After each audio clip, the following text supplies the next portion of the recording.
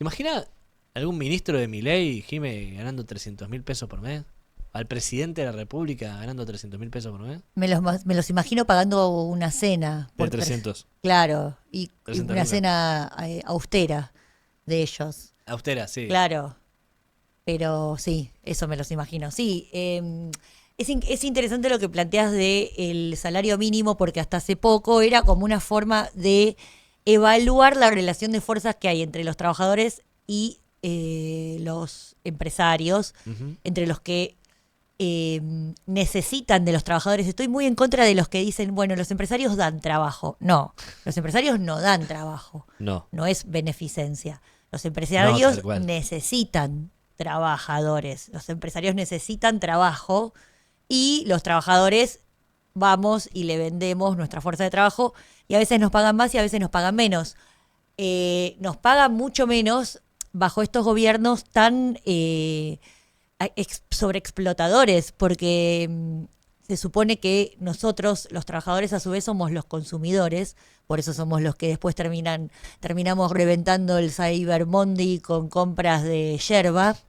Ujú. eh, y la relación de fuerzas cristalizada en ese salario mínimo, o sea, se pelean los trabajadores contra los empresarios y los empresarios contra los trabajadores, esa lucha, esa puja da un número y ese número es muy bajo. Vos sabés que es un número que da bajo en pesos y no da tan bajo en dólares, porque claro, el dólar ahora está caro. Ujú. Entonces, si vos lo medís en dólares, subió un poquito, pero es una mentira, porque en realidad el dólar está demasiado Barato, apreciado. barato. A ver, hay un tema acá también con lo de lo que decías, que quiero resaltar lo que decías, que los empresarios no dan trabajo. Los empresarios usan el trabajo de los laburantes para poder generar productos y quedarse con un porcentaje de eso como ganancia.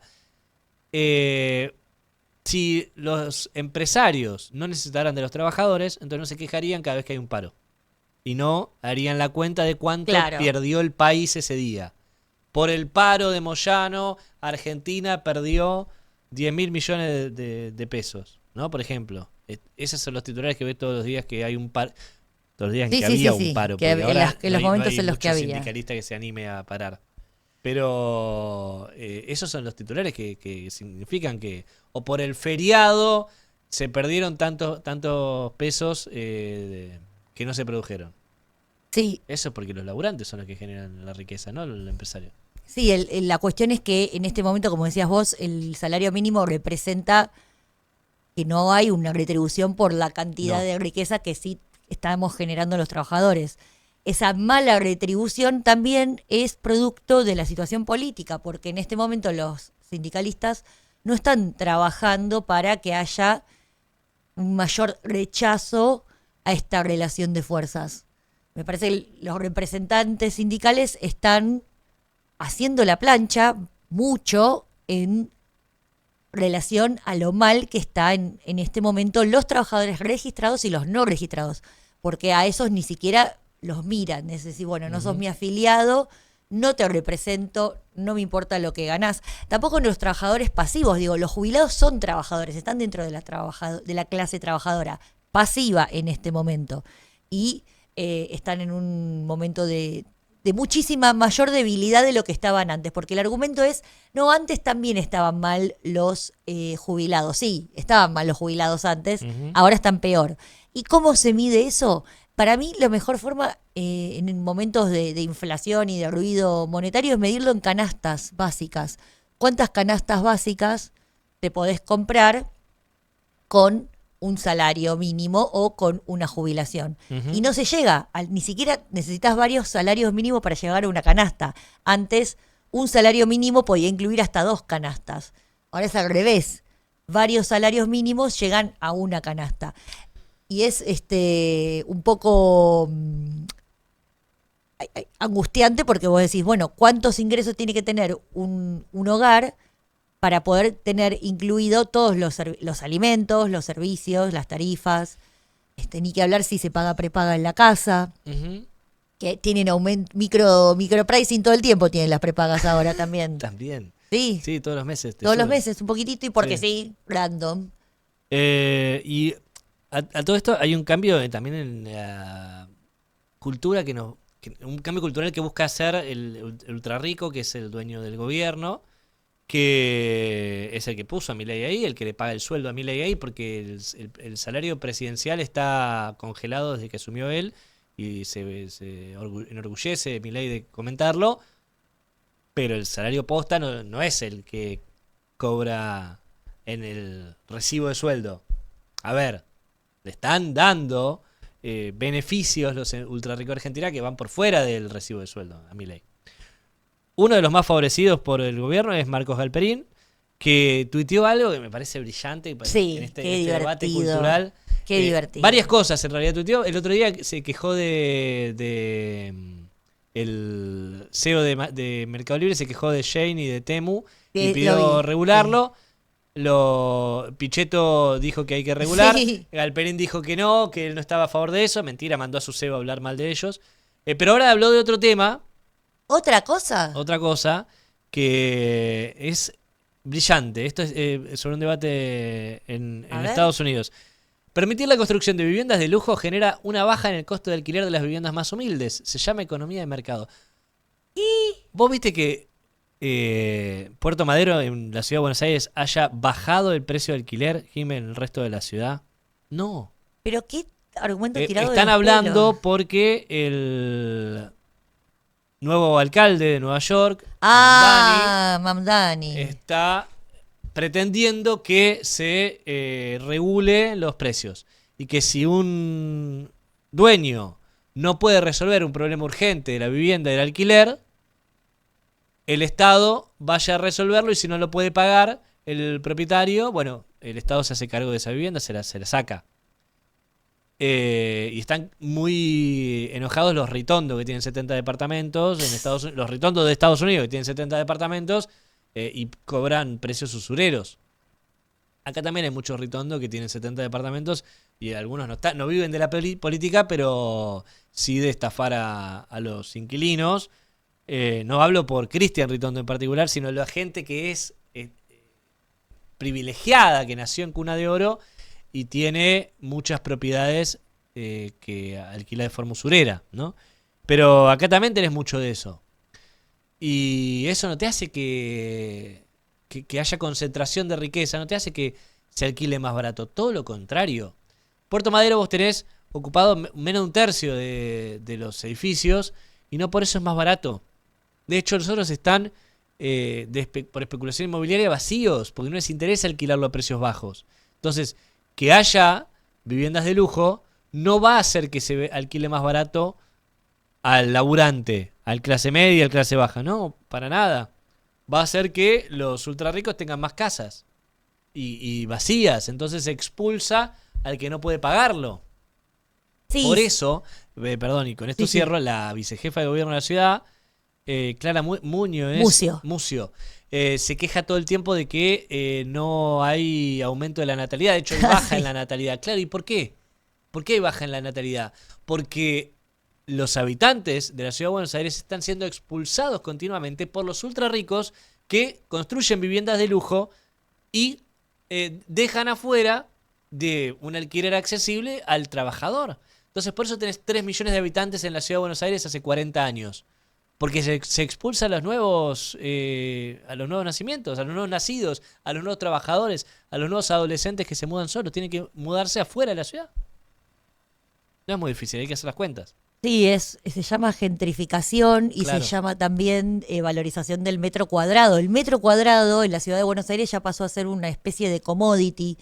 Se compran y se venden cosas en metros cuadrados y lo que hace es eso, es pensar a la ciudad como una mercancía más Ujú. y no como un lugar de hábitat, un lugar de uso común, en donde, por ejemplo, tiene que haber muchos más espacios verdes para que no nos muramos en cada ola de calor.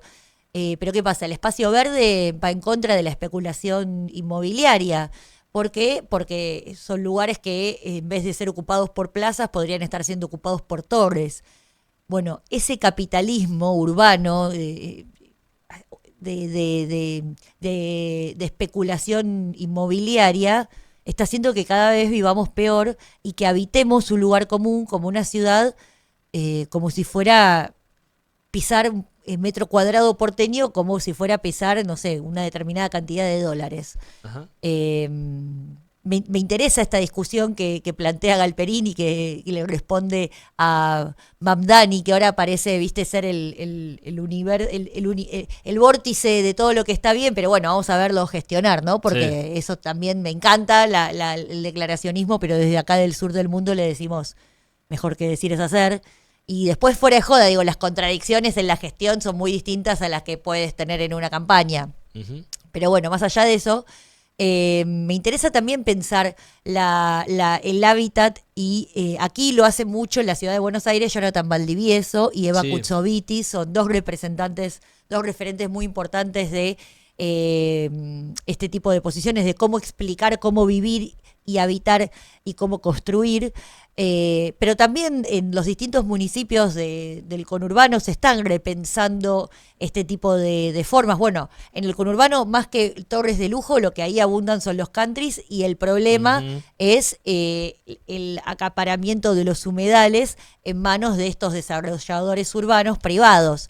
Pero bueno, ahí también la naturaleza, el habitar la naturaleza se convierte en mercancía. Discutamos todo, ¿eh? No nos quedemos solamente con la discusión de Galperín y lo malo que es malo, yo no lo quiero nada, pero al margen de eso, no lo quiero nada por estas cosas, porque es un señor que cuando es un importante referente, Antiderecho laboral. es antiderecho laboral, es uno de los que está feliz de que en su empresa trabajen millones de rapis a los cuales él no les paga el salario.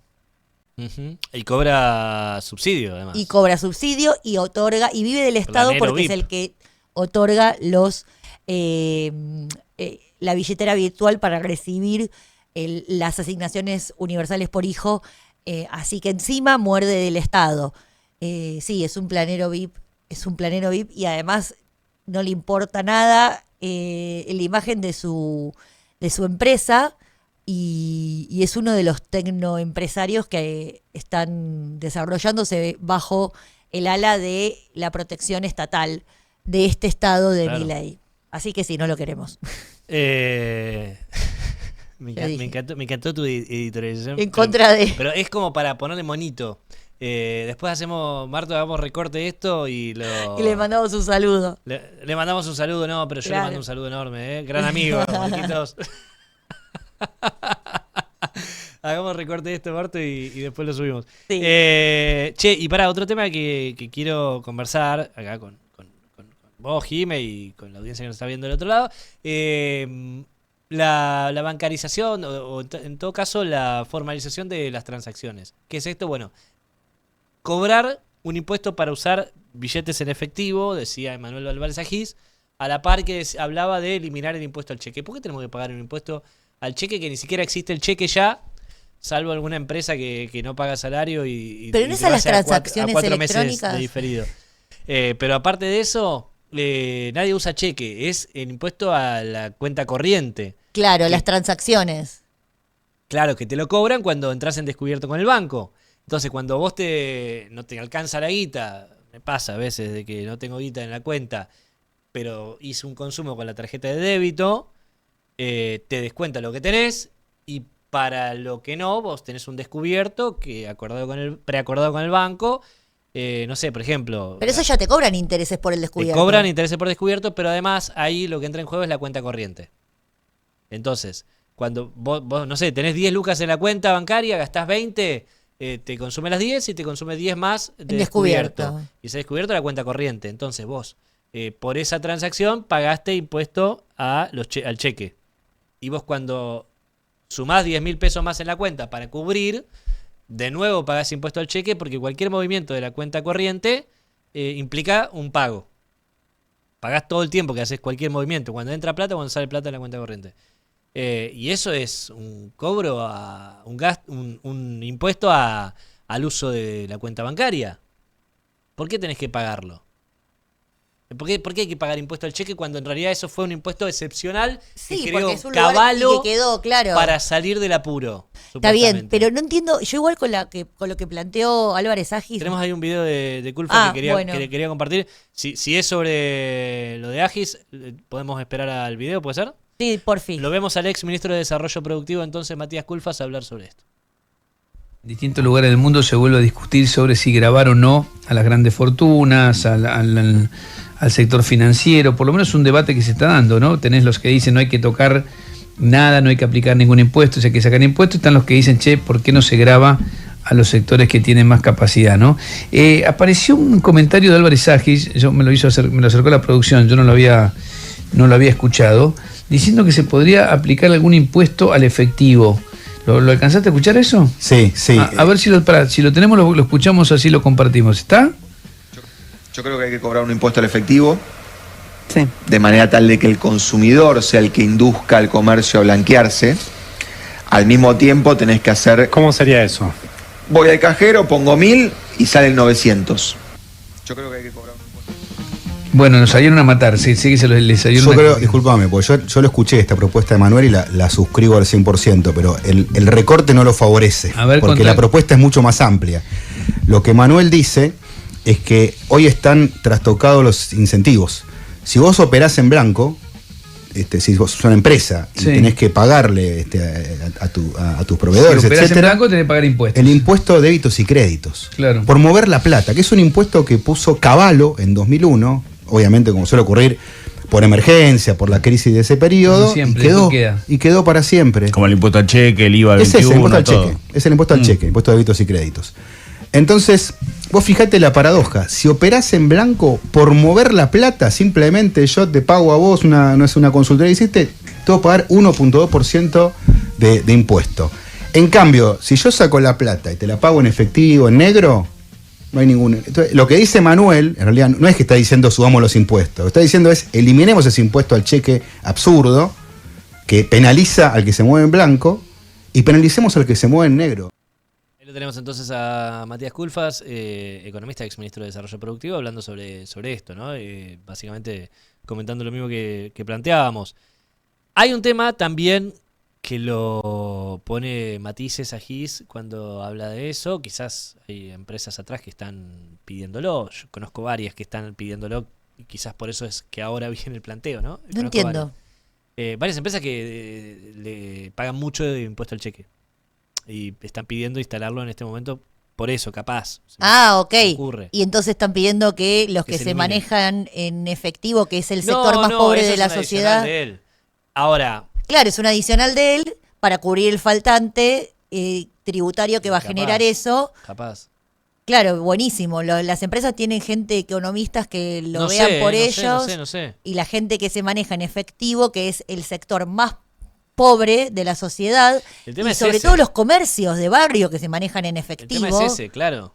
Van a salir perjudicados porque no tienen economistas lobistas para poder ir a los negocios, a los programas, No sé a si defenderlos. no sé si los mandaron a decirlo, pero a alguna empresa grande, lo que digo es que hay empresas grandes que están pidiendo exactamente eso.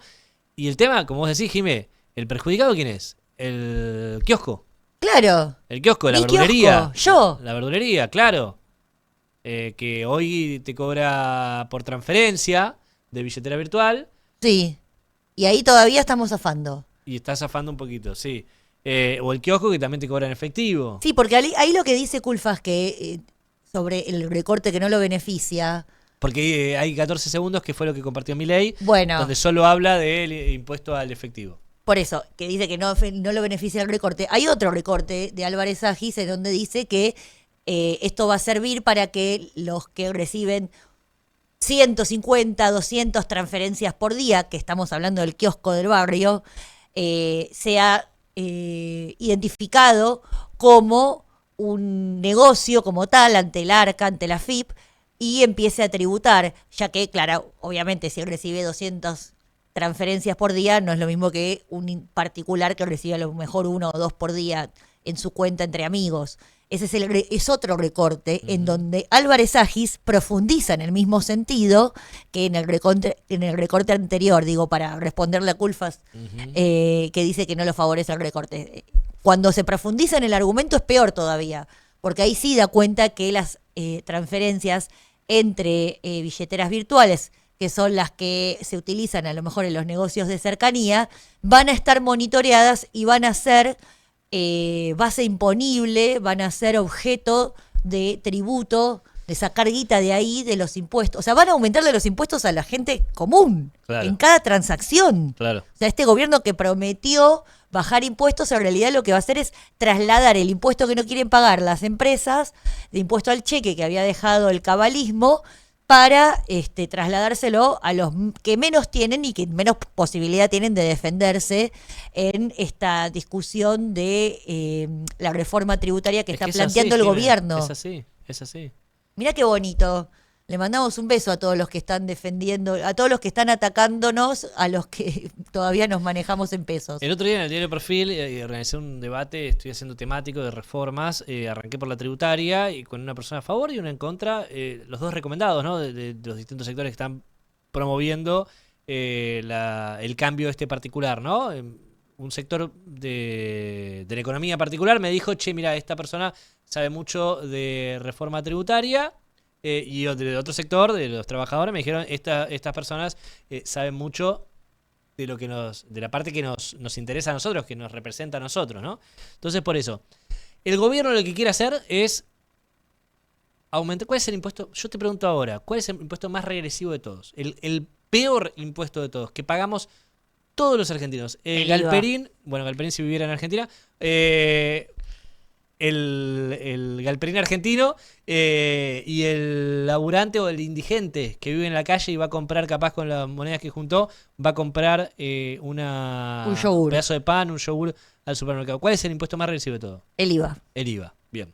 Ese es el que quiere reforzar mi ley. ¿Cómo? ¿Cómo lo quiere reforzar? Le va a poner capa, le va a poner quizás Un antifaz. un antifaz y lo va a llamar super IVA. Ah, el super IVA lo leí, sí. Sí. No se sabe mucho lo que es.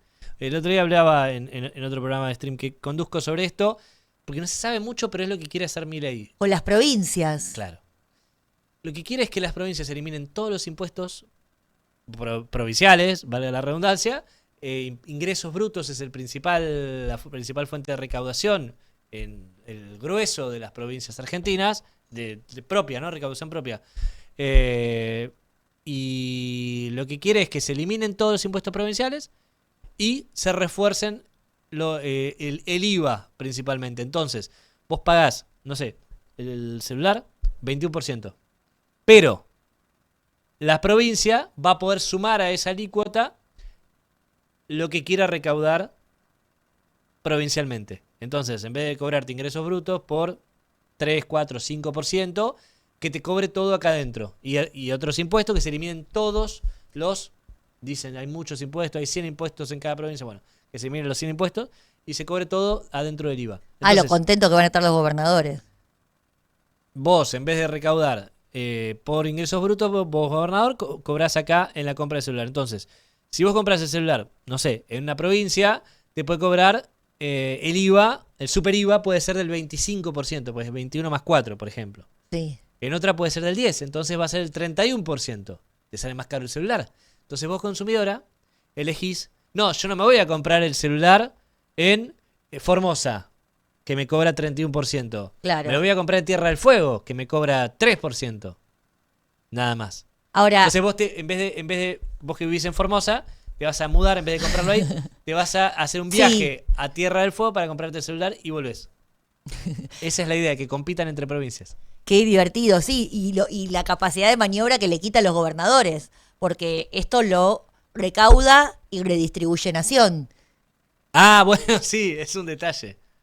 Entonces los gobernadores, Es un bien, detalle. gracias, no van a tener capacidad de gestión de sus propios recursos, de los recursos que se generan en sus propias provincias. Ah, pero es un detalle menor el que estás planteando porque Milei cumple con las obligaciones que tiene con las provincias, ¿o no? No, yo creo hasta cierto, ahora. cierto que no, le debe 14 billones de pesos a la provincia de Buenos Aires. 14 Sí. billones de pesos.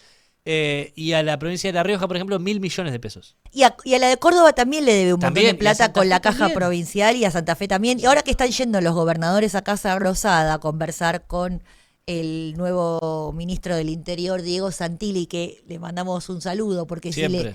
le va a pasar lo mismo que a Guillermo Franco, que recibía a los gobernadores, pero después Caputo no no les habilitaba la billetera, le va a volver a pasar lo mismo a Santilli, que va a tener el mismo Pero él está destino. chocho de poder Espero. vestir traje de nuevo y cobrar sueldo del Estado. Está chocho. Y de estar ahí sentado Sí, y sí, estar se conversando. siente Pero bueno, importante, y sí, parte y del lo equipo. es. Hasta hace poco era el segundo de un candidato vinculado al narcotráfico. Debe y ahora estar contento, es el ¿no? ministro del Interior. Debe estar Pensar contento que, que se bajó Sperd, me imagino.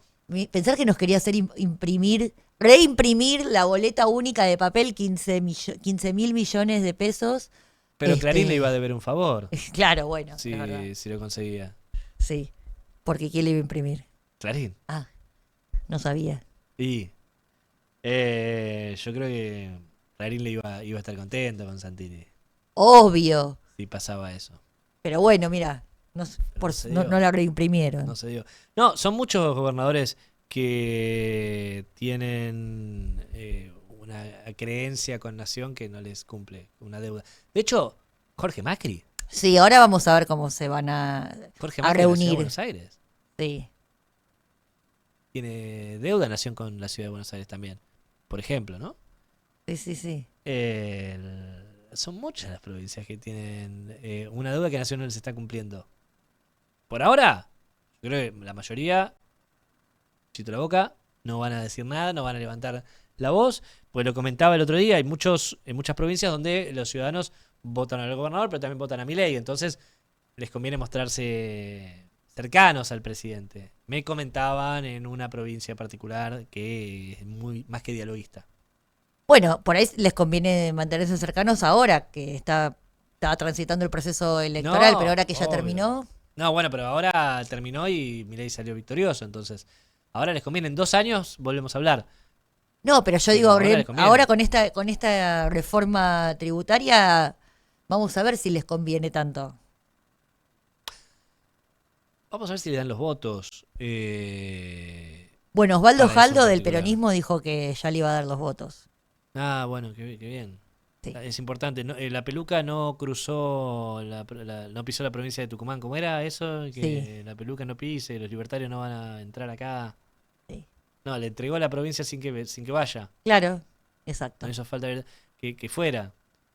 Bueno, qué sé yo. Eso es también parte del peronismo que comentaba Raschetti, ¿no? Y sí, porque conducir no es solo conducir un proceso electoral. Me parece que conducir es conducir política, y política tiene que ver con qué reforma laboral va a haber, qué reforma tributaria, qué van a hacer, qué se van a oponer, van a llevar a otros proyectos. Es una encrucijada esa. Ujú. Sí, tal cual. Y la semana pasada incorporamos, como parte de la escenografía de Deuda Prometida, al busto de Chacho Peñalosa, que fue el último caudillo de La Rioja, y que representa esto, ¿no? La voz de las provincias, Jimé, Sí. ante la opresión del Estado unitario. Creo que es mi micrófono, ahí está. Me parece que más importante que nunca, ¿no? De hablar del federalismo en este contexto y de... Qué gracioso. Me encanta que esté acá presente entre nosotros. Y sí.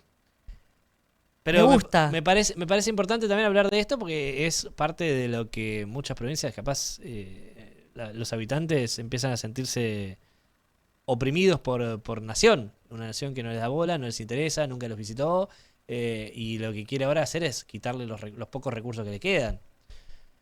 Porque... Vamos a ver si el CFI cumple su función histórica, el Consejo Federal de Inversiones, de reunir a los gobernadores cuando tienen un reclamo en común. Ha oficiado de eso. Ha oficiado, la verdad. sí. Y entiendo que el año que viene puede llegar a tener un rol más importante también, ya que pasaron las elecciones nacionales, que era lo que estaba colmando la agenda, y también a los gobernadores, no muchos, algunos estaban refrendando gestiones y los otros estaban también usándolo de termómetro, ¿no? Entonces, por eso había cierta inquietud personal o particular de gobernadores. Yo creo que el año que viene, que no es electoral, va a tener un rol el CFI importante. Sí, Importante sí. con eso, y tiene proyectos propios también del tema, ¿no? Pero bueno, ahora están también los presupuestos provinciales. La Pampa presentó el propio superávit. La Pampa no ha tenido déficit en las últimas décadas. Creo que desde la vuelta de democracia para acá nunca tuvo déficit. Superávit, presenta Sergio Sirioto. Y con montos, bueno, importantes que manejan obra pública también. Santa Fe también, sin déficit y con obra pública. Son provincias que antagónicas quizás una con la otra, pero aún Sí, así pero quizás, hacen el trabajo que no hace Nación. pero es injusta esa comparación en relación, por ejemplo, a la provincia de Buenos Aires, que tiene el 40% de la Bueno, población sí, nacional y que sí, sí. está con un problema de déficit y de... 14 billones de pesos le debe Milei a la provincia de Buenos Aires. No es la misma deuda que tiene con otras provincias. Claro. Eso, bueno, es un factor que hace falta aclarar, ¿sí? Sí, totalmente, porque no depende de la buena o mala gestión de los recursos, No. sino de ser víctima de un ataque directo económico, es violencia económica. Claro, pero a ver, yo los casos que menciono de La Pampa, que tiene superávit, de Santa Fe, que tiene superávit, que las dos provincias hacen obra pública, lo digo como para plantearte dos provincias que no tienen nada que ver una con la otra, pero que hacen trabajo que debería hacer Nación, que es la Claro. obra pública. Las dos se ocupan de eso, porque a los habitantes de Argentina les interesa la obra pública, les sirve la obra pública. Es productiva incluso la obra pública, porque no es solamente construir una escuela, es construir puentes, es mejorar las rutas, es... Sí, prepararse para la crisis climática ante las inundaciones. También. Eso es clave, que haya obra pública para que no haya inundaciones. Está directamente También, relacionado con nuestra completamente, vida. Completamente. Pero bueno, es parte también de los debates que no se dieron este año y hubiera estado bueno que haya campaña electoral de parte de la oposición para que se charle, ¿no? De Sí. eso, ¿no? Terminamos el programa por hoy, si te parece. Me parece. Me encantaría que vuelvas más adelante. Obvio. Y Revengo. seguimos charlando de esto. Sí, como Seguimos siempre. Gracias a todos por habernos acompañado. El QR, recuerden que lo pueden escanear para visitar directamente deudaprometida.com. Redes sociales @deudaprometida. @Jimefuertes. Sí, @JimeFuertes en Instagram o en Twitter Jimena Fuertes. Muy bien. Te dije eso que lo tenés que unificar para Sí, mí. ya sé. Sobre todo, bueno, ahora me voy a fijar. Ahora voy a... Jimefuertes me gusta más. Bueno, puede ser, ¿eh? Puede ser. Me gusta para que lo unifiques. @Jimefuertes. Y pero tengo las dos cuentas ya creadas. Pero ¿Cuál? se puede, ¿eh? Ay, pero no sé. Después te enseño. Bueno, dale. Gracias por habernos acompañado. Nos reencontramos el jueves próximo a las 20 horas para hacer el siguiente programa de streaming de Deuda Prometida. Chau, chau.